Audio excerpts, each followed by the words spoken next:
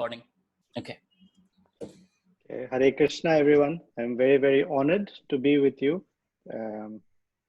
I've heard some names of you. I don't think I know all of you. Some names I know, and just hearing about you, I feel fortunate to be in your association.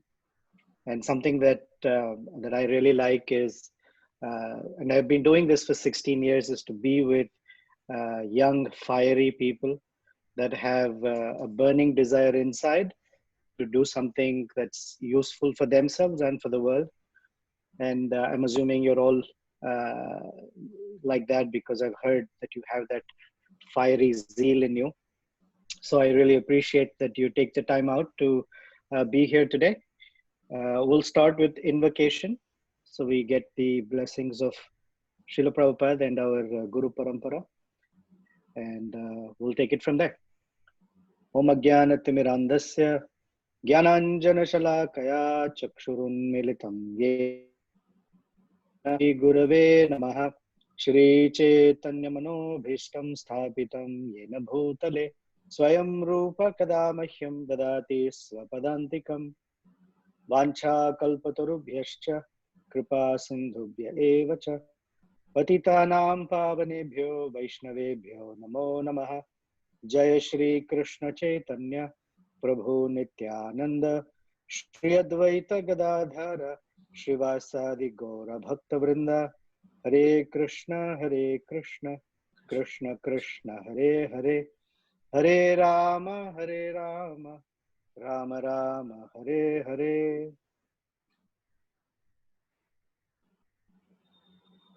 So if I understand right, Ajita told me that we are going to summarize chapter 2 of Bhagavad Gita.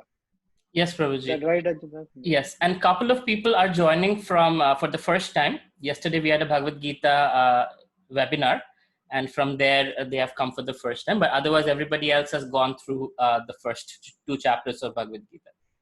Okay, so those who are here for the first time or this, very, very hearty welcome to you. So we're going to do a summary of second chapter of Bhagavad Gita. And as you have heard, many speakers, when they're ready to speak something, they have their well-wishers. Many cases, let's say husband or wife or best friends, who give them a kiss before they start. And that kiss is called keep it short and simple. Okay. So that's what I'm going to do today. I'm going to keep it short. The idea is to bring out more discussion, because I find that there's a lot more we can learn from Q&A type exchanges. Now, Bhagavad Gita chapter 2 is a chapter that there's a saying in English, you can skin a cat in many ways. So there is many ways to look at chapter 2. So obviously what I'm presenting is not the only way, but it's a way to appreciate it. So before we start, I want to tell you a story about Akbar and Birbal. Once Akbar, who always liked to challenge Birbal, asked a question. So Birbal, how many crows are there in Agra? Actually, he asked this question to all his ministers, and they all didn't know how to answer. They were feeling very lost. And Birbal came back and said, oh, my dear Jahapana, there are 6,43,271 crores in Agra. So Akbar was very taken aback. And he said, how do you know that for sure? So Akbar said, I counted them, I know them. So then Birbal challenged him, can you prove it? What if, and now the question is, how are you going to challenge someone to prove their answer, right? So someone who was smart aleck in Akbar's court said, what if I count and there are more crows than what you said? And he said, oh, that just means that some crows are visiting from Delhi. They're guests. And then he asked, what if I count and there are fewer crows than what you have said? He said, that means some of our crows have gone to Delhi for visiting their relatives. So either this way or that way, you cannot challenge that answer. Right? So Birbal was very smart. In Bhagavad Gita, chapter 2 is called Sthita Pragya. Now, Pragya means generally very wise. We're not talking about this kind of wisdom, although this kind of wisdom is very helpful and it's nice. But Pragya that Arjuna wants to know and Krishna wants to teach is of a different category. And we'll learn to appreciate what that category is. So this chapter is called Sthita Pragya Yoga. And Prabhupada made it easy for us and said, contents of the Gita summarized. Now, many of us are in a business environment. That's where I grew up pretty much my entire career. And I'm assuming if you're with Ajita, then something would have rubbed off from him. You cannot give a meeting or write a book or speak anything without giving what's called an executive summary. Executive summary is where you want to know what's in the book without reading the whole book. So you have an idea. So chapter 2 is an executive summary of the Bhagavad Gita. And the executive summary basically takes being completely confused, dazed, and perplexed, all the way to being the highest spiritualist. So this entire trajectory is covered in one chapter, in 72 verses. So the first 8 verses, I'm just going to give you a structure first, and then we'll dive into it. The first 8 verses talk about the dazed and confused situation that many of us can relate to. If not today, life always presents us with some challenge by which we are perplexed. We don't know what to do. So that's the first section. And so Arjuna shows us what one's supposed to do to dispel that perplexity. Then verses 11 up to 10, but verses 9 onwards, up to verse 30, Krishna speaks about worldview coming from identity. Put it in a simple way, you see the world depending upon who you think you are. Generally, when we speak in a college environment, I give this example.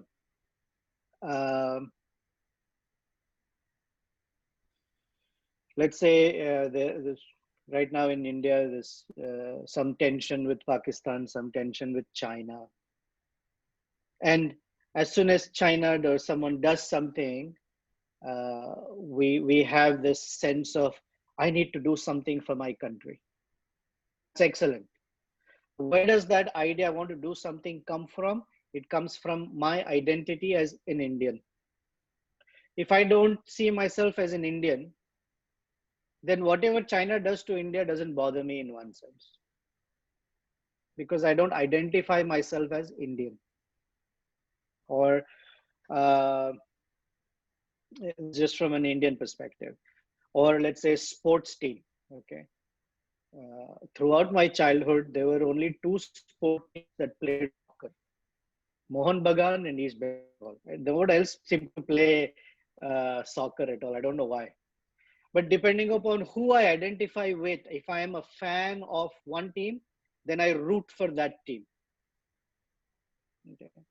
If I identify myself as a fan of Sachin Tendulkar or Amitabh or whoever, then whatever happens to them, I see the world from me from that perspective. So Krishna talks about identity, very, very important.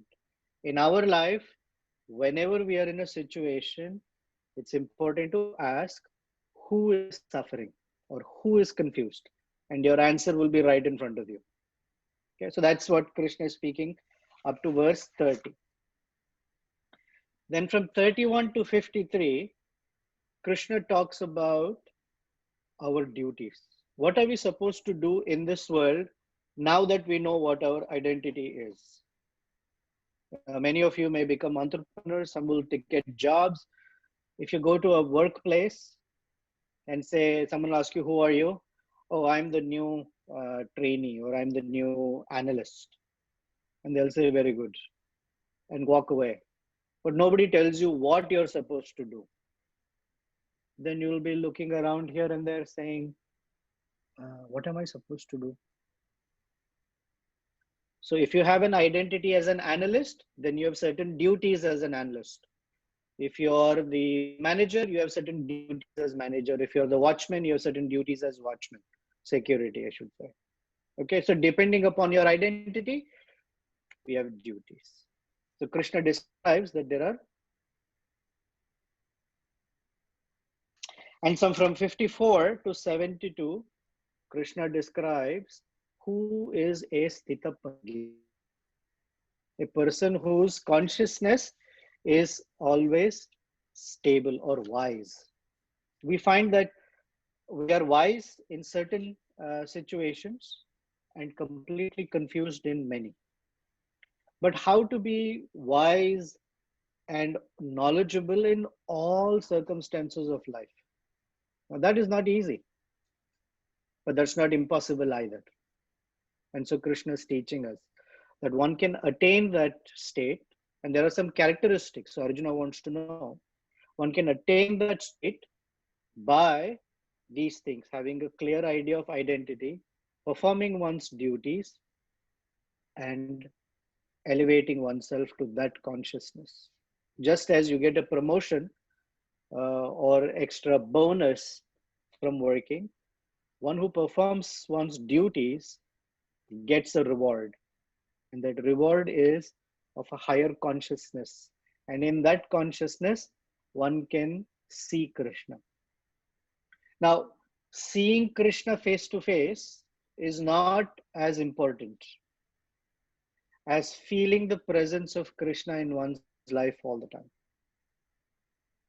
Because Krishna doesn't promise that everyone can see me. Some people can see Krishna, great. But in this life, during this life, if you're not able to see Krishna, it doesn't mean that life has been wasted. We are meant to feel the presence of Krishna in our life. And that is more fulfilling, or as fulfilling as seeing Krishna. So sometimes I say that Bhakti Yoga is very similar to forensic sciences. Forensics means whenever there is a crime scene, the first thing is the forensics come in, they put some powder, some brush, and they take pictures, and they want fingerprints and footprints. In our lives, we are supposed to become forensic bhaktas. That means in our life, whatever situation happens, we're supposed to take a brush and look for Krishna's fingerprints and Krishna's footprints in our life, because he will be there, and his hand is there in our lives as devotees, if we want him to be there. Otherwise, we will find fingerprints, but no database match. We don't know what Krishna's fingerprint looks like. So that mystery will never be solved. But if you know what Krishna's fingerprints look like, what Krishna's footprints look like, then there's a database match. And when you look at, oh, Krishna was here, there is Krishna's hand in my life, then you've solved that crime or mystery. I don't want to say crime, but you get the idea. You solve the mystery. So Bhagavad Gita chapter 2 is the password or passcode to enter into this forensics on bhakti. Without understanding chapter 2, I had called Ajit a few minutes before the meeting. I had the meeting ID, but I didn't have a password. So I had to ask him, what's the password? And that is exactly what Arjuna is asking. What is the password? I don't know. And therefore Krishna reveals in the role of a guru this whole password for Arjuna to become a forensic bhakta.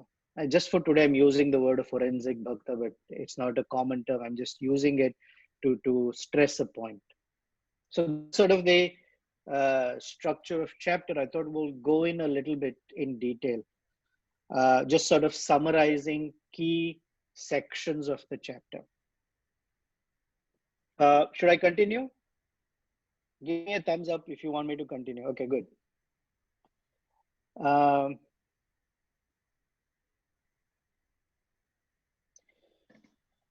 So chapter 2, before chapter 2, Bhagavad Gita in general is a book of principles.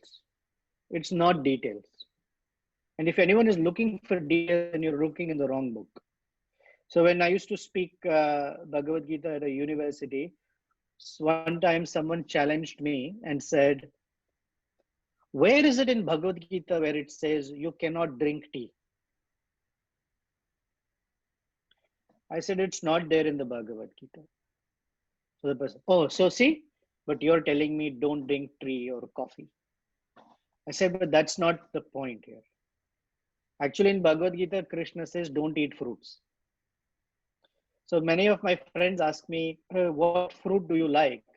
And I say, I don't eat fruits because Krishna told me not to eat fruits. So they say, where in the Bhagavad Gita Krishna says not to eat fruits? I said, chapter 2. He says, Ma phaleshu kadachana, never touch fruits. I'm joking. It's not like that, but it's a joke that I say to people that Krishna doesn't say anything about tea, but he says don't eat fruit. He says, offer me the fruit. Patram pushpam phalam toyam, but you don't eat fruit. So I don't like fruit. So I found a reason why I don't like to eat fruits because Krishna says. So Bhagavad Gita is a book of principles. Now there's a difference between principle and detail. So for example, principle is that one should have clean hygiene habits. That's a principle. I should brush my teeth in the morning and evening is a detail. Now I should brush so many times in this direction, so many times in that direction. All those are details. So if someone says, where does Krishna say you cannot drink tea? That's a detail. The way Krishna says in Bhagavad Gita is what category of foods, sattvic, rajasic, and tamasic. And you're supposed to figure out what is sattvic, rajasic, and tamasic. So I had asked once a group, Ajita was there in that group. I had asked, can you give me an example of tamasic food? And the person said, pizza. I cut them out of my group and I never talked to them again. Okay. Nobody says anything about pizza. Okay. My friendship is very shallow. My friendship is more with pizza than with people. So you cannot say anything about pizza. But you get the idea. There's tamasic food, rajasic food, and sattvic food. So anyway, so Bhagavad Gita is a book of principles. And in this principles, in the first 10 verses, Krishna is showing us that in life, one faces perplexity. We don't know what to do. And at that time, we are asked to make a decision because life is not going to wait for us and say, okay, I'll come back to you next week and then you can make your decision. Sometimes you have to make a decision right there. So Arjuna is put on a battlefield to make a decision. So how do we make decisions? We use one of few things. One, we don't make any decision. We just leave it hanging. That's called indecision. We don't know. Sometimes we say, I feel like doing this. Then they say, I feel like doing like that. So indecision is very, very painful for you and for anyone else as well. Because when you can't make a decision, others are also suffering. Okay, so indecision is one. Second is what we call indiscretion. Indiscretion means acting without thinking. Generally, we have the saying, aim and fire. So most people fire and then aim. We speak without thinking and then we adjust it. We act without thinking and then we figure out what to do. But the ideal, some people just act because they don't have time to think, or they don't think that they can think. Okay, so that's the second one. So first one is indecision, second is indiscretion, third is introspection, thinking. What should I do? What's the best action I can take from this? Okay. How will this help me or hurt me? What are the consequences of my action? These are very important considerations. So the first one is not something we should do. We should not be indecisive. It's very painful. Second is also hurtful. It's in the mode of passion, rajasic, because we are very good to or very quick to act without thinking. That brings consequences that we may not have thought about. The third one is to consider what the outcomes will look like and act, which is good. But the best one is what we call inspiration. Inspiration means we go and take knowledge and wisdom from somewhere outside of ourselves. So that is called Shastra, Guru, and Sadhu. And that's what Arjuna did. So this whole first section is to show us how Arjuna says, Karpanya dosha upahata swabhava. That my being, my nature, upahata, has become very disturbed. By what? Karpanya dosha.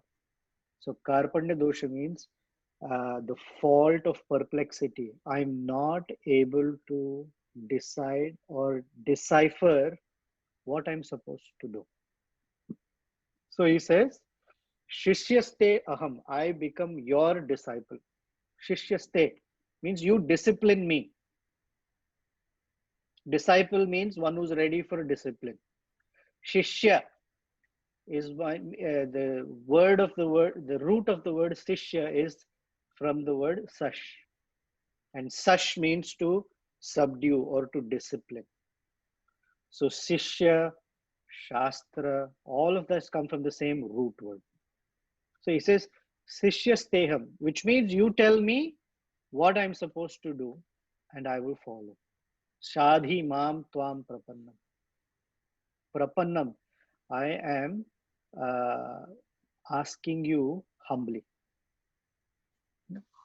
So these are the first section of decision making. So when we have to make a decision, we use scripture, spiritual masters, and sadhu. Now, one may say, any one of the three okay?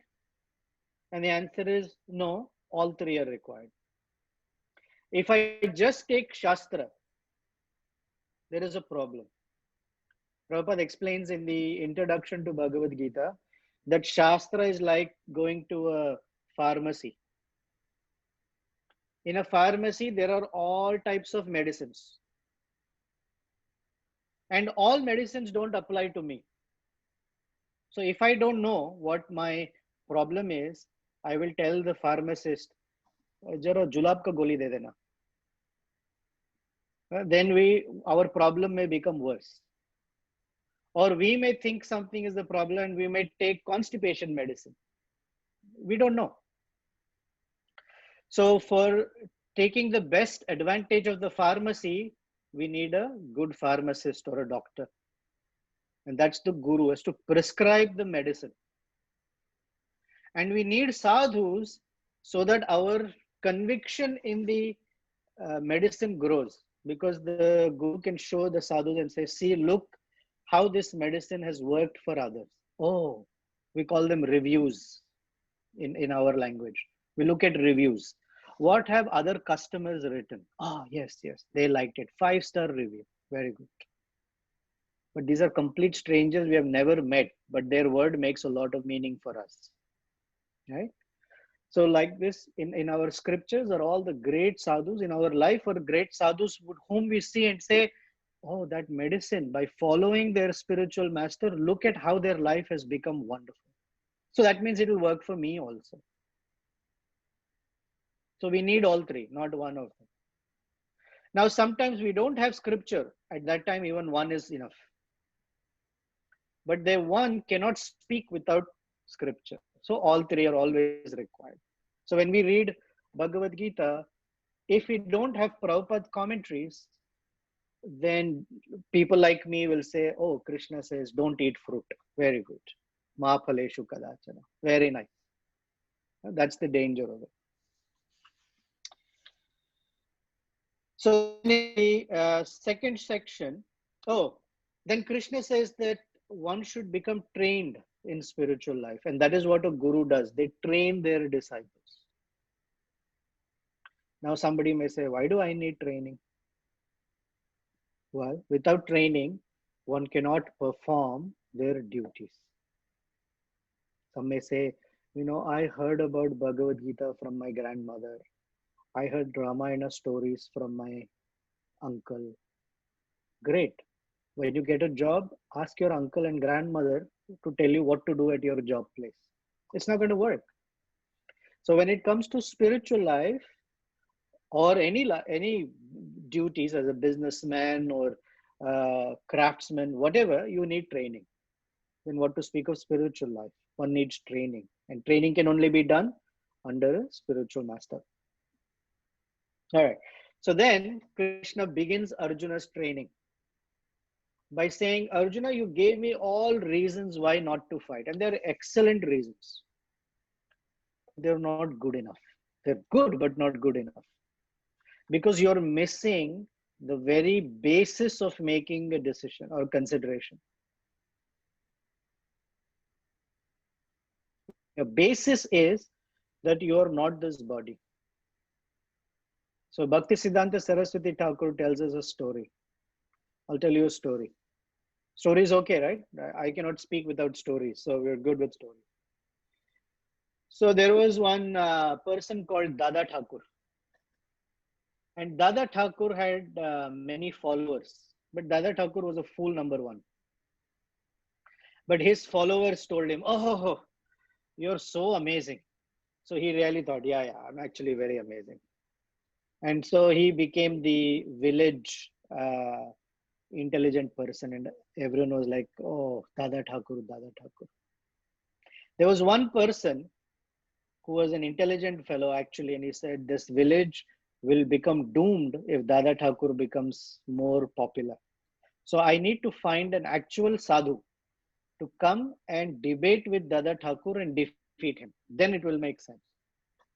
So that man went here and there, searched, and got a very saintly person to come and speak to the village people. And so the announcements were made, flyers were distributed, Facebook ads were done, that Dada Thakur and this saint will have a debate on such and such day.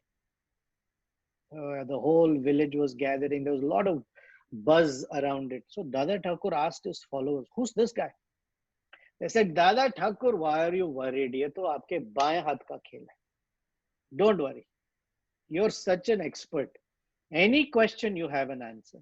So Dada Thakur said, oh yeah, okay. So on the day of the debate, Dada Thakur was sitting on a high seat and they put a straw mat for this saintly person to come and sit. The whole village had gathered around him. So the saintly person came, offered his respects, sat down on the straw mat, looked at Dada Thakur, and Dada Thakur said, what do you want to ask me? So this man said, Kastvam. So Dada Thakur had never heard the Sanskrit word Kastvam. So he looked here, he looked there, his followers were waiting. What answer Dada Thakur will give? Now, Dada Thakur cannot say, I don't know, because then it will be very bad. So he said, Kastvam, Gastvam, Dastvam, Justvam, Bhastvam. Everybody started clapping. Oh, Dada Thakur ki jai ho, jai ho. See, he said one word. Dada Thakur said 5 words like that. So the saintly person got up, did his pranam and walked away out of the village. And this person who had invited him got very worried and ran after him and said, why are you leaving? He said, Dada Thakur is a fool. He said, what do you mean Dada Thakur is a fool? He said, I asked him, Kastvam. In Sanskrit, kastvam means kahatvam, who are you? And the right answer is Gopi Bhartur Padakamalayur Dasa Dasanudasa. I am the servant of the husband of the gopis, Lord Sri Krishna. This is the answer for who are you? And Dada Thakur, who professes himself as this big thinker and very knowledgeable person, could not answer that question. He just made some sounds that sounded like kastvam, dhastvam, bhastvam. They don't mean anything. So, however knowledgeable, however popular one might be, if they cannot answer the question, who are you? Their knowledge has no meaning. And this is exactly what Krishna told Arjuna uh, in a very, very chiding, scolding way. That you're talking. Pragya vadamscha bhasase. You're speaking like a pragya. It's interesting. In this chapter only, Krishna uses the word for Arjuna, pragya vadamscha bhashase. You're speaking like a pragya. And Arjuna then asks later in the chapter, Sthita pragyasya ka bhasha. Krishna, you told me I'm not a pragya. So you tell me, well, who is the pragya? Especially Sthita pragya. Krishna says, baat to badi badi kar raha hai. You don't know what you're talking. So this is an important question. Of course, when you go for a job interview and someone says, so who are you? Hopefully you will not stand up and say, Gopi Bhartur Padakamalayur Dasa Dasanu Das. Then they will tell you to get out. But it's important internally to know the answer. Even if you say, I am, in Calcutta, most of you are Das anyway. And some of you are part of secret service. Like in America, we are secret service. Most of you are also in Calcutta, you have some secret service, Das Gupta, secret service. But internally, we are Das. Externally, we may have any last name. If you have the same last name inside and outside, fantastic. But inside is important to know, because when we know that, then we know how to see the world and how to see ourselves and the circumstances that we are in. So Krishna describes in detail, characteristics of the soul, which I'm not going to get into because we can be here all night talking about, the 20 aspects of the soul that Krishna describes. But there are certain ways in which this knowledge, although very obvious, is not seen, is not understood. In Bhagavatam, there is a phrase, Pashyan apina pashyati. You're looking at something, but you're not looking at it, or you can't see it. It's so obvious. Sometimes when you're hiding something, right? If you try very hard to hide something, people will find it. But if you hide it in plain sight, most people will miss it. So the soul is so obvious. Krishna has hidden the soul in plain sight that nobody can find it. So someone may say, is there a proof? And someone will ask, can I see the soul? So you cannot prove it by seeing. Can I touch it? No. Can I smell it? No. Hopefully not. Can I hear it? Yes, in one way, but otherwise we cannot. So we use logic. Logic as a means to orient ourselves towards the presence of the soul. But the only way the soul can be seen, touched, experienced is by realization. So what we offer, what spiritualists offer as proof, are certain indicators. They're not proofs, but they are very strong cases. So one is past life memories. There are many cases where people have memory of what they were in their previous life. There are techniques called hypnotic regression. You can hypnotize a person and take them back to their previous life, maybe one life, maybe two lives, but not beyond that. But there is some past life memory cases. Another is what we call out of body experience on a surgery table or in an accident. They're able to see themselves getting the surgery done. It's a very rare one, but it's possible. It's called out of body experience. Something is called deja vu. Deja vu means seeing it again. It's a French word, vu. Like, anyway, I don't want to do French words here. Deja vu, vu means to see. So deja means I already have seen it before. So we find ourselves sometimes in situations that feels like I've seen this before. I've had this experience before.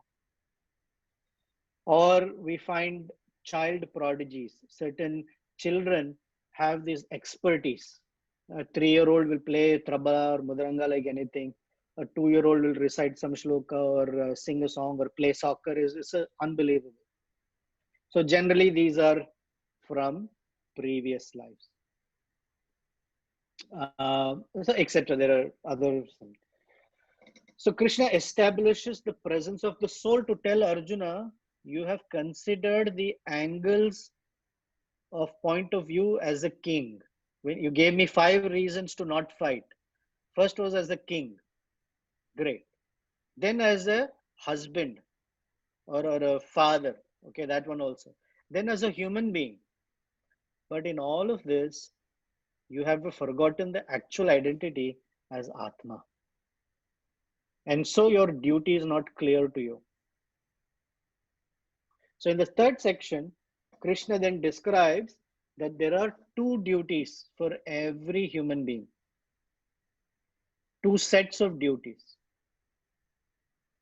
We call them dharma, but there are 2 dharmas. Krishna says there are 2 types of swadharma, one's own duties. So generally, we find that our bodily duty and our spiritual duties don't align themselves. And because they're not aligned, most people have a conflict. And therefore, all the questions will be, Prabhuji or Maharaj or Mataji, I want to do like this, but I have to do like that. Because they are like this. And the student of Bhagavad Gita learns how to bring the 2 duties to align themselves. And that is each one of our expertise on how we bring alignment in the 2 duties. And that's what Krishna is teaching. So there is one verse which is very famous in India. Okay. And this is how the verse actually is in Bhagavad Gita. But this is how it is understood in India. And I'll give you both versions. So that verse is this famous verse. Karmanyeva adhikaraste. Ma phaleshu kadachana. Ma karma phala hetu. Ma te swangastu akarmani. There are 4 lines. Okay. In India, this verse is understood like this. Karmanyeva adhikaraste. Karmanyeva adhikaraste. Karmanyeva adhikaraste. And Karmanyeva adhikaraste. So this line is used by parents to manipulate their children most of the times. You're supposed to do your duty. But they don't say the other 3 lines what you're supposed to do. So every time a young man or a young woman wants to take up to spiritual life, they will have this challenge that their parents will tell them, Karmanyeva adhikaraste. Which is important. But the other 3 lines put life into that first line. Huh? So karmani eva adhikara aste. You have the right to perform duty. Actually, adhikara means eligibility. So what's our eligibility to perform duty? You're a human being. That's it. You're eligible. Karmani eva adhikaraste. All right. Now, because I have eligibility, can I do anything I want? Krishna says, no, there are boundaries. Just because I work for, pick any company, I work for Google, let's say. So my badge allows me to enter Google office. Can I enter anywhere? Can I go into the CEO's room and sit down? No. He will say, "Jadu laga ke niklo jao bahar." So karmanyeva adhikaraste, but there are boundaries, and the boundaries ma phaleshu kadachana. Because Krishna says, if you run after that fruit, here's what happens: you get one more body, and unfortunately, that body may not be standing erect. It may be on four legs. It can be with wings. It can be with gills in water. You don't know.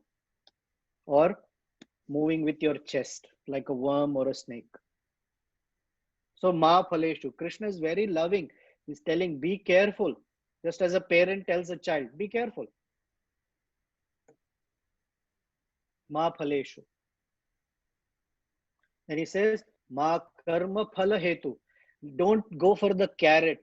You know, they say in India, Dhobi puts so much cloth on the donkey and puts a carrot in front of the ass. And the donkey thinks, ah, carrot, aaj gajar milega khane ko. But he never gets that carrot. In the evening, the dhobi puts the same carrot and brings him back home. Then he thinks, Sham ko gajar ka halwa milega. That also he won't get. Next day morning, the dhobi puts the same carrot and takes him back. So he's thinking, kabhi na kabhi to milega carrot, but the carrot he never gets it. So Krishna is saying, don't get driven by the carrot. Ma karma phala hetu. Then you may say, forget it. If no carrot, nothing, then why should I do? I won't do anything. He says, Ma te karmastu asam. Don't become so detached that you will not do your duty. So the question is, then why am I supposed to do my duty? And this is that alignment. I'm doing it for Krishna's pleasure. I'm doing it to please Krishna. So why should I please Krishna? Because I am part and parcel of Krishna. When the part is connected to the whole body, the part becomes very important. It has life. If this part is not connected to the body, it looks beautiful, but has no life in it. So whether we are a housewife, entrepreneur, employee, farmer, soldier, brahmana or teacher, whatever we are, when we feel connected to the supreme whole, everything that we do will be joyful and pleasurable. There'll be meaning to it. We will get to see how Krishna's energies work beautifully. And that is where we can see Krishna's fingerprints. Otherwise, fingerprints are not visible. Okay, so that's the third section where there are two duties that one is supposed to do. So generally what people do is live what I call a compartmentalized life. Compartmentalized life means like this. This is a very typical lifestyle of people. They wake up in the morning. Some people go to sleep in the morning, but some people wake up in the morning and they will take a bath. They will rotate an agarbatti in front of some pictures, put some water to tulsi if they do have a habit, comb their hair nicely, and listen to some bhajan on the background while they are looking at what's on Facebook or what's the newspaper, what it has to say. Then, before leaving home, sometimes they will go to a temple, otherwise go to work. And at work, they become like this demon that has been unleashed. Okay. Has nothing to do with the values of truthfulness, honesty, sincerity. They just want to win at the cost of others. Of course, I'm making it a little more dramatic picture, but the idea is they become either insecure, aaj promotion milega ki nahi, what will they say, I have to win this, whatever is the situation that happens at work. All right, then they come back in the evening and they'll have a drink, whiskey or beer, or watch TV and have fun, eat something street food or some aaj ye khane ka man kar raha hai, something, watch TV, go to bed, get up in the morning, ring some bell and agarbatti. So what they do in the morning, of praying to God or Krishna, and what they do in the rest of the day are not connected. I call it the compartmentalized life. But Krishna is telling Arjuna, you may ring the bell and show agarbatti in the morning, but as soon as you get on the chariot to fight a war, you're not supposed to forget me. You're to think of me and fight. Now that is what something Arjuna has to do. And all your insecurities, all of your aspirations, you bring them to me. My dear Krishna, help me. My dear Krishna, guide me. That's important. And in the evening, it's a sandwich method. You enhance your remembrance of Krishna by studying Bhagavad Gita or Bhagavatam or performing Kirtan, so that when we next time wake up in the morning and ring the bell, we are more strengthened than weakened. Otherwise, it's like this. We do a little chanting and we read Bhagavad Gita in the morning, we leave, and by the time we come back home in the evening, we are all depleted. So Krishna is teaching that in the third section. And in the fourth section, he gives all the symptoms of a sthita pragya. When Arjuna asks, how do they speak? Who are they? How do they speak? How do they sit? How do they walk? And Krishna gives a whole answer and tells a person what is real wealth. Of course, one should have enough wealth in one's life that their day-to-day worries are taken care of. But real wealth is also having things that money can buy and also things that money can't buy. Okay? And a really wealthy person is one who has the most, but who wants the least. That is a wealthy person.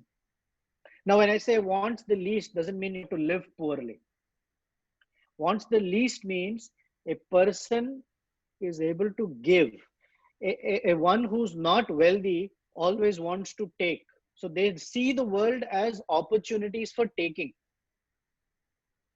And a wealthy person sees the world as opportunities for giving. So you can only give what you have. So if you want to give wealth, then you need wealth. If you want to give happiness, then you need to have happiness. So as a young student in Krishna consciousness, we learn how to take and draw happiness and give it back. Such as a wealthy person. And that is what Krishna says in the last verse of chapter. That is a sthita pragya is like the ocean where constantly rivers are flowing in, but they remain undisturbed. Okay, I'm going to shut up now and see if there are any comments or thoughts. Like I said, you can skin this cat in many, many ways, but here are just some ideas. Thank you, Prabhuji. That was really very, very insightful. I don't know what I was speaking all these days. After hearing you, I'm like, yeah, this is the real stuff. So if anybody has questions, please don't type. Today is your opportunity to turn on your microphone and your camera if possible and ask Prabhuji directly.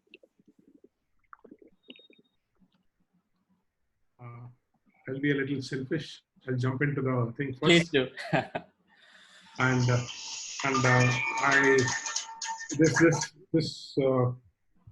how you split this 72 slokas into 4 segments.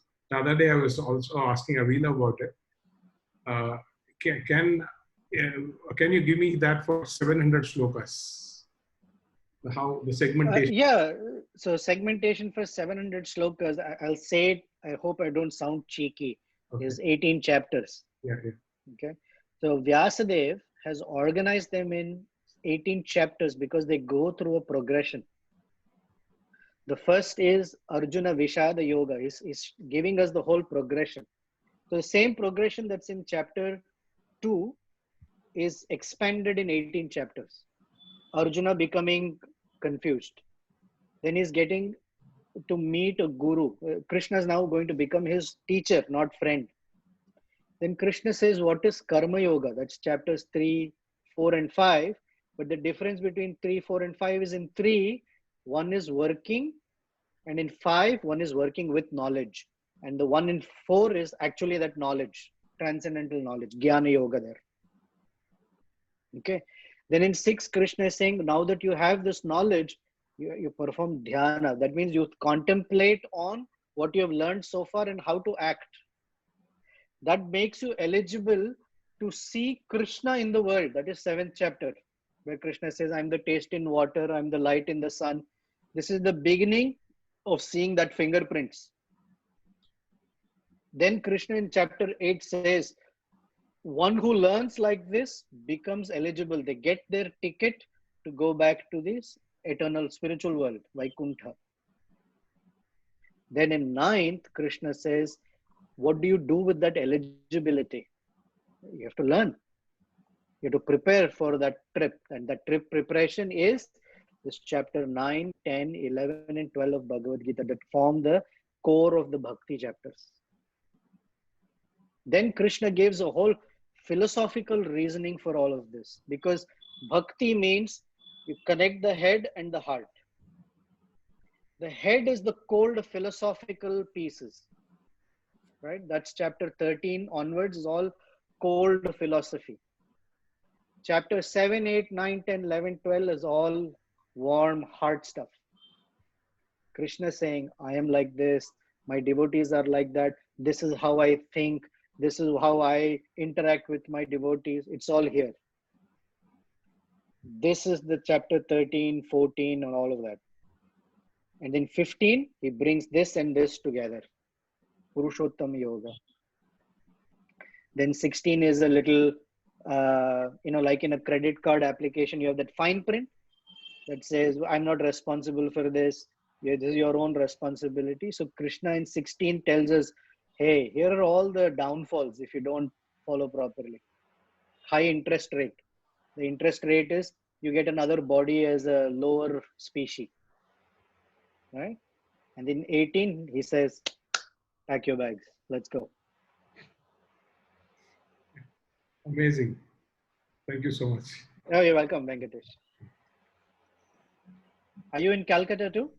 No, I'm in Coimbatore. Coimbatore. Oh, nice. So we have people from all over India, Prabhuji, and one guy is from Canada. So because of Zoom, so we have like everybody can join. That's wonderful. Excellent, excellent. Very nice to meet you, Venkatesh. My pleasure. Okay. Anybody else has questions? No, thank you so very much. Thank you. You're welcome, Abhijit. Hello. Hello. Hello. Go ahead, Ravi Teja. Yeah, Prabhuji, is there any explanation that Krishna says we have to give it to society? Like how it should get from the heart? How to give it to others? No, Just is there any explanation? Before Ravi Teja, just 1 second. Sorry, Abhijit, did I miss you? Were you going to ask a question? No, I don't have any questions. Okay, sorry. Yes, Ravi Teja. Sorry, go ahead. Yeah. So is there any explanation, Prabhuji, like why we have to give back to the society? So that we'll be very pure. Yes. So the answer is, one who performs bhakti is supposed to be selfless. And so selfish also means I become pure, but others can go to hell. That's not selfless. Selfless means if a ship is sinking, most people just jump out for themselves. But at that time, if you try to save someone else's life, that's more meaningful. So salvation or becoming liberated should not be all about myself, that I am getting liberated, others can go to hell. Yeah. No. Understood. So this principle is there in Bhagavatam, where Prahlad Maharaj tells Narasimha Deva, Prayena Deva Munaya Swavimukti Kama. Says Prayena, almost always, Deva, O Lord Narasimha Deva, Munaya, these munis, svavimukti kama, they only desire their own liberation. Svavimukti kama. Maunam charanti, they just keep quiet. They go away to the Himalayas. Na vijane, there nobody else is living with them. Vijane means in solitude, living alone. Na para artha nishta, they are not fixed in helping others. Parartha means for the benefit of others. Na parartha nishta. Okay, so he says prayena deva munaya maunam charan swavamukti kama maunam charanti vijane na parartha nishta naitan vihaya kripana vimumuksha eko. I am the one who don't want to go and be in your company alone. I want to bring others also. Therefore, you will find that all the greatest sadhus across all religions will never want to help only themselves. They want to help others also. This is the true nature of a bhakti yogi. Prabhuji, what about saints who are doing japa in the Himalayas, like sadhus in the Kasi? Fantastic. Like they alone will be doing. Yeah, they're alone. That's great. They're taking care of themselves. Okay. So does it mean selfless? No. Little bit. Okay. 99.99 selfless. Somewhere some selfishness is there. Okay. Like selfishness in the sense of might be they cannot control or they cannot change others. No, I think you're going somewhere else. What it means is they're interested in their own getting out of this world, samsara. Okay. Not interested in others. Okay. Now I'm not somebody to say whether sitting in Himalaya who they are. It's none of my business. I can't even get to Himalayas. Forget about anywhere else. But we are followers of Prabhupada. For us, the mandate is help others. Okay. Prabhupada said, service now, samadhi later. Understood. Yeah. Whatever you're learning, teach others. All right. Anyone else? Prabhuji, I have a question. Hello. Can I say? I thought Amit was asking something. Yeah. Can everybody else mute their mics, please? And Amit, you're asking, you can go ahead with your question. So, Prabhuji, my question is, like you were talking about the duties, the duties of ourself. So, I think by following Bhakti Yoga, we have two types of duties, like in our families, or like our society, we have some kind of duties. And following spirituality, there are some kinds of spiritual duties. So, yes. I want to know the difference between this, like being a monk and completely doing the spiritual duty and helping others also, like many of us doing, and also some of us practice like uh, they are following the duties of society and families also, like along with the spiritual duties of like being a bhakti yoga. So how I know which is the best for me or which is made for me, being a monk and follow the complete spiritual duty, or being a like family person or a society person and also following the society's duties along with bhakti yoga. Excellent question, Amit. The simple answer is you pick the line depending upon your nature. Okay. So when you do something that's not in your nature, you'll never be happy. So for example, let's say you're an artist, but you go and do coding. Yeah. There's no happiness there. But if you are a scientist, computer type of person, but if you try to do carpentry, so nature and work have to match. So Krishna says in 4th chapter of Bhagavad Gita, Guna Karma Vibhagasha. Our karma and guna should match. So we have to learn. If we don't know, find somebody who can help you understand what your guna is so that your karma can match that. Okay. So those who want to live the life of a monk, their gunas are such that, they can live without the worry about security of the future.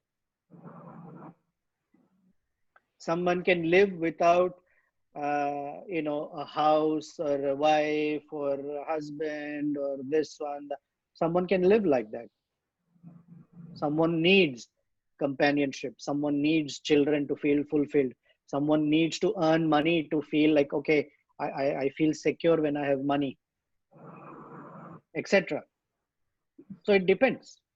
And some people have this calling that I don't want anything else in life. I just want to be helping others. Someone will say, I want to help others differently. Great. Whichever way, there is a possibility. So it's most important is to know guna, so we know karma. So we ourselves cannot understand sometimes what our guna is. So we can understand. We can understand, but we can't understand right in the beginning because our gunas are all mixed. Yeah. Right? So when something is very mixed, like say the simple physics experiment we were given is you have iron filings and you have dirt mixed in it. So what you have to do is to bring a magnet.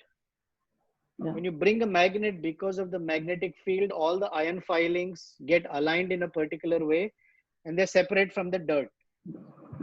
So unless one takes up sadhana practice like chanting and studying Prabhupada's books, that magnet will not show what the nature is. Then it starts to show up. And then we understand, oh, that's my nature. Just otherwise, it's very mixed. You can't tell. Okay. Thank you, Prabhu. So it's before sadhana practice, our gunas are mixed like on the basis of what I like and don't like. Because what I like today, I will not like tomorrow. Sorry, are we out of time? So I just wanted to say it's 8:30. So those of you who want to leave, feel free to leave. Those of you have questions, stay back. And Prabhuji, if it's okay for you to few minutes to answer some more questions. Yeah, sorry, right? I went on talking. Yeah, sure. Thank you, Prabhuji, for the answer. Hare Krishna, Prabhuji. You're welcome. Hello. Yes, Hare Krishna, Prabhuji. Please accept my sincere obeisance. My question is, as an aspiring devotee and moving towards Krishna Bhakti, we are following Sattvic life, where we have prasadam and we read through Bhagavad Gita. But in normal life, people who are taking intoxication, having non-veg food or tamasic food, they also pray to Krishna, we are also praying to Krishna. So how are we different from them? So first of all, you're an aspiring devotee. I'm a perspiring devotee. I still have a long way to go. The difference is that when Krishna responds back, we can hear him. Those who are in tamasa guna cannot hear him. That's the only difference. Okay. Second, those who are in sattvic guna know where to find Krishna. Tamasic guna, they just say without finding Krishna. That doesn't mean Krishna does not respond. He can respond to them also. Gajendra, the elephant, is in a tamasic body and tamasic mentality also. Elephant, after all. Frolicking with his girlfriends and queens in a flowing water, enjoying everything. But he also called out and Krishna responded. Luckily, he remembered his previous life. So he went from the tamasic stage to the sattvic or the pure state. So he could hear and see Krishna. So the question is, it's not just that we write or call Krishna. When he responds back, we should be able to hear him. Thank you so much. Hello. Hello. Yeah. Hello. Sir, I have a question, sir. Yes, Sayan. Sir, you have said bodily duty and spiritual duty. So Yes. actually, I am my question is, we in the morning we meditate, we chant, and in our daily life, or what we do in after chanting, and we do our job, and we are so much engrossed with our activities that we kind of feel insecure after someday what will happen next day. I mean, what will be my career opportunity next year? I mean, kind of confused we are. We feel insecure. But in at night before going to bed, we used to read some Bhagavatam and all that. So how can I align? You said now that you have to align bodily duty and spiritual duty. So how can I align those duty and just make sure that Krishna is always with us? So take Krishna to the office with you. Don't ring the bell and tell him, you stay here, I'll go and come back. Take him to office with you. What it means is, whenever you have to have a way of feeling Krishna's presence even in your workplace. So if it's a Bhagavad Gita or Hare Krishna mantra, Bhagavatam, whatever, picture of Krishna, whenever you feel that sense of insecurity, what will happen tomorrow? It means somehow we are thinking that tomorrow I have to be without Krishna. Why? Krishna is always there. What is the cover of the Bhagavad Gita? Krishna is the driver of the chariot, no? And if we are supposed to think like Arjuna, then Krishna will drive our chariot also. Mm-hmm. So insecurity means self-driving car, no driver. No, we want a driver. Krishna will drive. Right. So this is called Vishwasa. Somehow we need to be in the association of those who have Vishwas, that Krishna will always be there. Many years ago, when Ajita and I used to live together or close by, every day we would meditate on Krishna's name as Achyuta. Achyuta means one who will never fail. And guess what? In the entire Bhagavad Gita, the first name that Krishna is introduced to us is Achyuta. Senayor Ubhayor Madhye Ratham Sthapayame Achyuta. So Krishna introduces himself to the entire world as I who never fails my devotees. Wow. Just let that sink in. So then why worry? Why worry when there is Hari?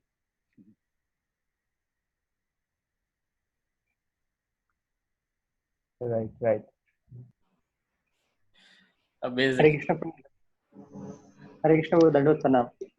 Dandavats, Anant Kumar.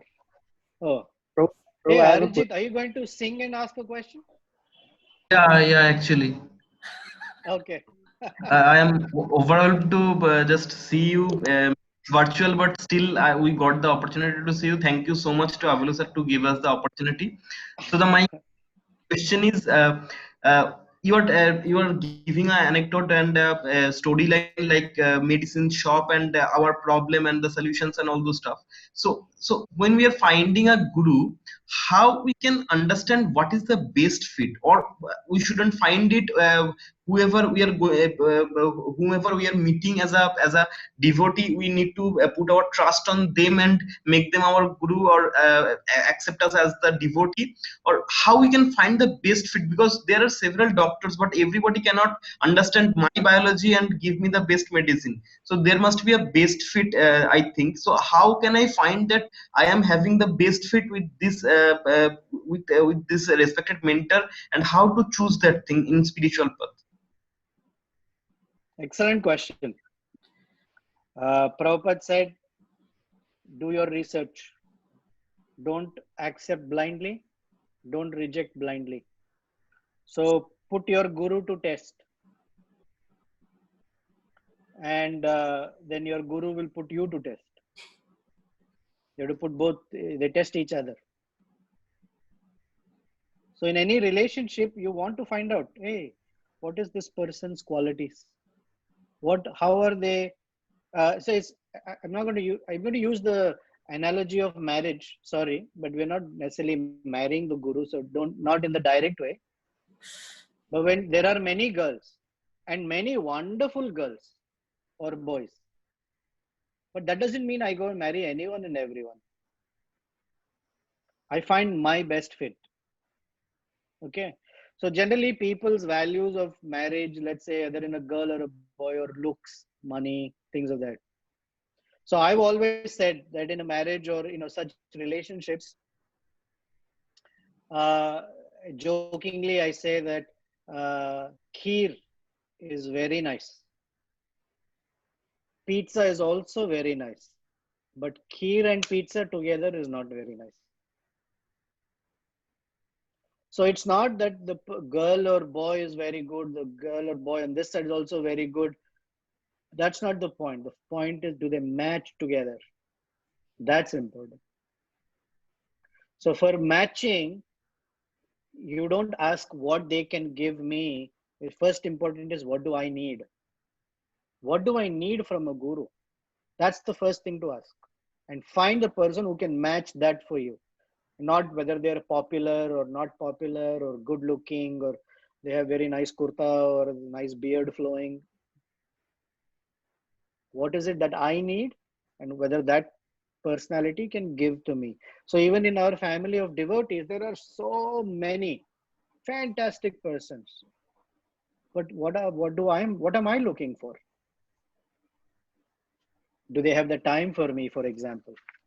If I need very close guidance, can they give it to me? Or this one or that, whatever. Thank you so much, Prabhuji. It was You're great. welcome, Arijit. Thank you so much. Hello, Prabhuji. My Aman, name is just 1 second. Before you, Anant was trying to ask a question. Anant had a question. And then Aman, you can go next. Yes, So Anant. I have a question, like, what happens sometime in my case too, my mind is actually disturbed from different aspects of life. Like sometimes I need to, I doesn't need to, I don't need to focus on different aspects, being in the goal oriented. But what happens sometimes, it happens that my mind is going that way and this way. Bro, just practically, we have learned a lot of things from Bhagavad Gita by the blessings of Avelo Roy. But how can we actually build our concentration from bottom to top so that we cannot deviate from our path? Simple answer is, the idea is that we have to be madly in love with Krishna.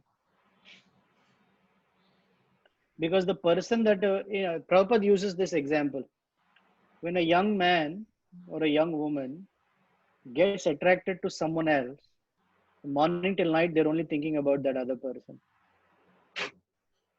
Right? So here, let's say our condition is, we have to try very hard to remember Krishna for a moment. The gopis have to try very hard to forget Krishna for a moment. One time the gopis were sitting in meditation. So another gopi came and asked, what are you doing? She said, I'm trying very hard to meditate. What are you meditating? This fellow Krishna, I'm trying to get him out of my mind for a moment of peace. But it's very difficult, impossible. He just won't leave my mind. So our journey in Krishna consciousness is rules. Yeah, we follow this rule, we follow that rule. That's important. And Rupa Goswami teaches us that rules are meant for one thing, that we become attracted to Krishna like anything. That attraction will help us not to get distracted here and there. Until then, we keep trying, finding ways in which our heart will move towards him. So by Shravanam mostly, and Seva, right? And Shravanam and Seva means association of devotees. Without this, when we are in the presence of someone who's attracted to Krishna like anything, then we are also, wow, I want to be like. So fill the day with the names of Krishna, the activities of Krishna, in a way that is helpful. Otherwise, smarana cannot come, right? In Prahlad Maharaj's prayers, he says, Shravanam, Kirtanam, Smaranam. Pada Sevanam, but Smaranam. For Smarana, how can my mind always remember Krishna? Shravana and Kirtana must be there. Different ways remember Krishna, hear about him, about Krishna, his name, his activities, his features, his beautiful bodily features. I'm a Ram Bhakta. When I say Krishna, for me, I have to remind myself, but you get the idea. Ramchandra or Krishna or any of the forms, Narasimhadev. That's the only way. Otherwise, mind will not come. So Krishna in the 6th chapter of Bhagavad Gita says, Shanair, slowly, steadily bring your mind towards me. So every day, little doses. Okay. So we'll go with Aman and then we'll answer Akshat's question and then Shudipta and we'll end it. Okay, Aman, go ahead quickly. Yeah, Prabhuji, Hare Krishna. Prabhuji, Hare Krishna. Yeah, Prabhuji, you was answering a question of Arish, how we could find a mentor, and then once we figure it out all the qualities, then we should reach out to those person. So, sir, Prabhuji, my question is over here, how we could reach out that person. Suppose after figuring it out that these are the qualities I need in a mentor who are gonna guide me on that certain specific areas. Then the next step would be to reach out that person. So how we could reach out, and so that's my main question, that how we could approach them, like I have jot down all the qualities. Then after that, what's the next step? Like how could I approach, or how could I find out that person, which is on my mind? Our whole bhakti process is a process of recommendation. We ask Radharani to recommend us to Krishna. We ask our guru to recommend us to Radharani. Yes. So similarly, you find some devotee who knows that person closely and you say, please put my name. Say something about me. Please introduce me to that person. We are only survivors of recommendation. There's no other way. Thank you so much, Prabhu. Thank you so All right. Akshat, you can unmute and ask. Am I audible? Yes, you're audible. Yes. Prabhuji, I want to ask that Krishna knows us from many births. So can you elaborate on this? Well, I don't know if I can elaborate because I don't know exactly what you're asking, but here is a place that you can go and find out and let Krishna elaborate for you. Chapter 4 of Bhagavad Gita, somewhere near verses 7 or 8. Okay, where Arjuna asks, Bahuni me vyatitani janmani tavacha Arjuna. Krishna says to Arjuna, you and I have gone through many lives together. I remember all of them. You don't remember them. Okay. So this is chapter 4, text number 5. Okay. Shudipta, please unmute yourself and ask. Hare Krishna, Prabhuji. Hare So Krishna, I have a question that is I think very personal to me. That happens only with me most of the time, I think. So there are days when I feel very motivated. I feel like my mentality and everything is right up on point. I wake up at 4:30 a.m. in the morning. I do my chatting. I do the rounds.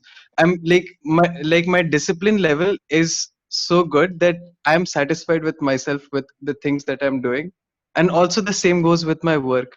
But then there are a lot of days which are more than those days which are not so disciplined, and I'm struggling to even do 2 rounds a day, and it gets difficult to have that consistency all across. So it gets tough sometimes to have that kind of motivation every day. So I just want to know, like, how do I get that thing? Like, how do I get that level of discipline or that motivation, even during those days when I'm not feeling like, or even if it's not happening, like I'm feeling quite lazy a lot of those days. Shudipto, have you heard of the phrase called causeless mercy? No, Prabhuji. Okay. So when Krishna gives us some mercy, it's called causeless mercy. There is no reason why Krishna should give us any mercy or grace, but it comes to us. On our side, we have what is called causeless unwillingness. We don't know why it is like that, but that is how it is.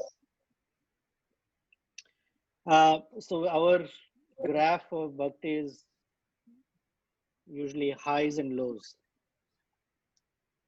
And if we had the time, or maybe some other time, you can walk through for yourself. I hope you're writing this, if you don't mind. Yes, Is Prabhu. you need to ask yourself what is the internal dialogue you're having with yourself when the low is happening. What is it? What does it say to you?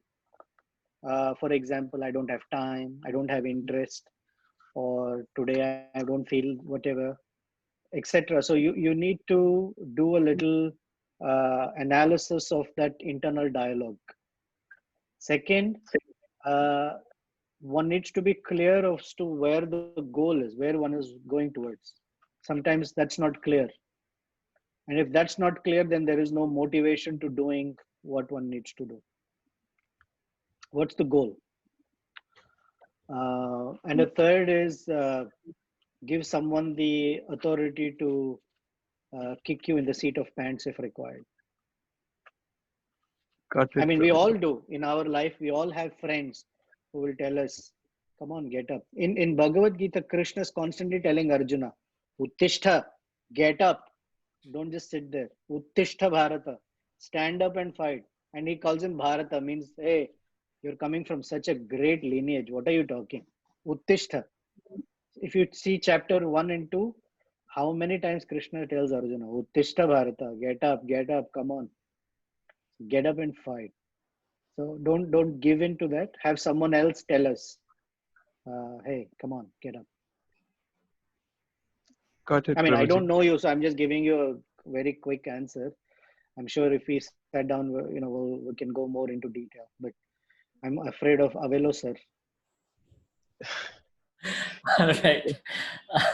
So Shubham, you can unmute, and that's the last question we'll take. Okay, sir. Hare Krishna Prabhuji, Hare Krishna Avelo sir for Hey, this nice opportunity. selfie. Oh, thank you very much. Hare Krishna. So I just wanted to ask you this, Prabhuji, that chanting is regarded as the most powerful spiritual tool, if I'm not wrong.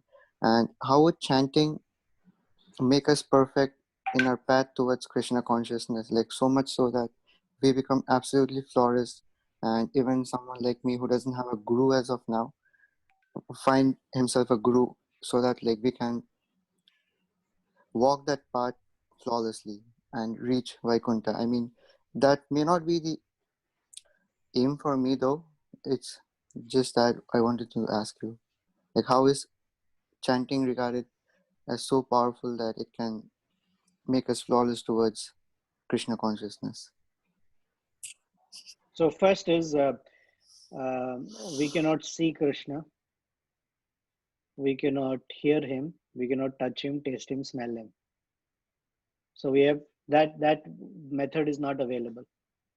So then there must be some other way. Our mind cannot remember Krishna because we don't know what Krishna looks and feels like. So our teachers, starting from Krishna, has told us that the best way is to call my name, because when my name comes, I will also be there. For example, some of us have names, but we don't have the same quality as the name. Or the example we always use is, suppose you're very thirsty, and if I tell you, oh, Subham, whenever you're thirsty, just say water, water, water, water, water. Your thirst will go away. Try it and see. The thirst will become more, right? because the word water and the substance water are not the same. But in Krishna's case, the name and the person are the same. So when we say Krishna, then the person Krishna is also there.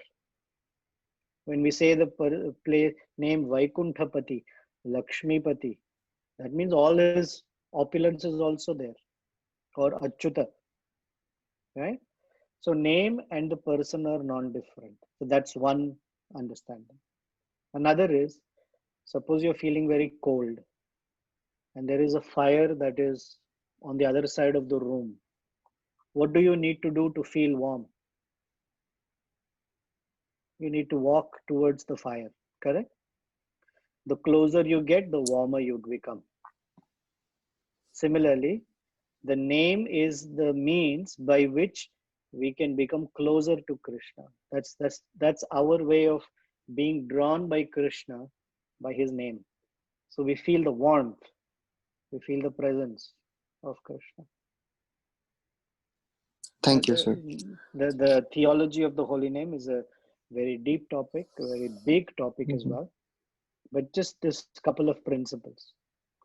Because in Right, Krishna's Prabhuji. name, Krishna the person is there. Okay. And one more last thing, Prabhuji. How do I find myself a guru? Because right now, like, I think that I'm wasting my time doing all of this, like whatever I'm doing right now. I mean, I don't want to say that I want to stop doing whatever I'm doing and just like take up the part of devotion, but that is not you know what I'm. devotion. If you stop everything and take up only, then that's not devotion. Devotion means doing whatever you're doing as a service to Krishna. That is devotional service. If you leave everything, that's not devotion. Arjuna also wanted to leave and go away. He told him, shut up and stand here. Okay. So how do Yes, you go Prabhuji. about it? It has to start internally. Let that fire, that spark of interest that I think I need a guru, that spark needs to become a blazing fire. Until then, it's weak. So you want to grow that spark into a flame, into a fire, into an inferno. Only then you will have that meeting. But meanwhile, you should have a little list ready that these are the qualities of a guru. That when I meet them, I know, oh, I met this person. Right, Okay. Prabhuji. Thank Hare you. Krishna, Everyone. can I ask one question?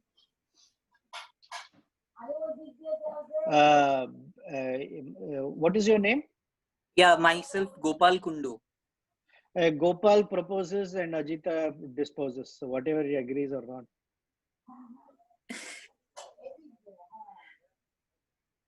I can't hear you, sir. Go ahead, 2 minutes we have. Quickly ask your question. Okay, thank you. Actually, Hare Krishna Prabhuji. Actually, I want to ask, how do I channelize my internal forces towards Krishna? Actually, in my life, there are so many distractions in day-to-day life to find my aim and go towards it. How can Krishna help in this? And how can I channelize my internal forces towards my goal? And how can I achieve it? And second one is, how can I find my last one asked the question, similar question, how can I find my guru who can help me to achieve my goal or direct me? So first simple answer is get off the driver's seat and let Krishna drive your chariot. Okay. What that means is when we are driving our chariot, our horses are all over the places. Okay. So let Krishna drive. And the way we allow Krishna to drive is by actually inviting Krishna. Please come into my life. It's very important for me. But how Krishna will enter the life depends upon someone teaching us how to prepare our house, the house of the heart, how to prepare it. So plumbing is not working, paint is not okay, then Krishna cannot come. So the guru has to teach us how to prepare the heart so Krishna can come. or Krishna is already there, but for us to be able to see it, we have to turn the light on, no? In darkness. So we want Guru's help. And the way to search for a Guru is have that intention very strong. I absolutely cannot live this human life without the help of a Guru. Make that desire strong. But it's not like the Guru has to come searching for you. That may be the case, but you also have to go looking. Yeah. Thank you so much, Prabhuji. Very, very grateful to you for your kind, Thank you, guidance. all of you. It's been a treasure hearing from you. We are going to record it and share it with everyone. Many people couldn't join because of internet issues, but it would be wonderful if you can come every end of every chapter and summarize it. I'll be greedy and ask you to kindly do that. If you so desire, that would be wonderful. Hare Krishna Prabhu, yes, we all desired so. Hare Krishna Prabhu. Thank you very, very much for being patient with me and joining me and encouraging me. I'd really love to see all of you again. But thank you. Hare Krishna. Thank you. Thank you so much.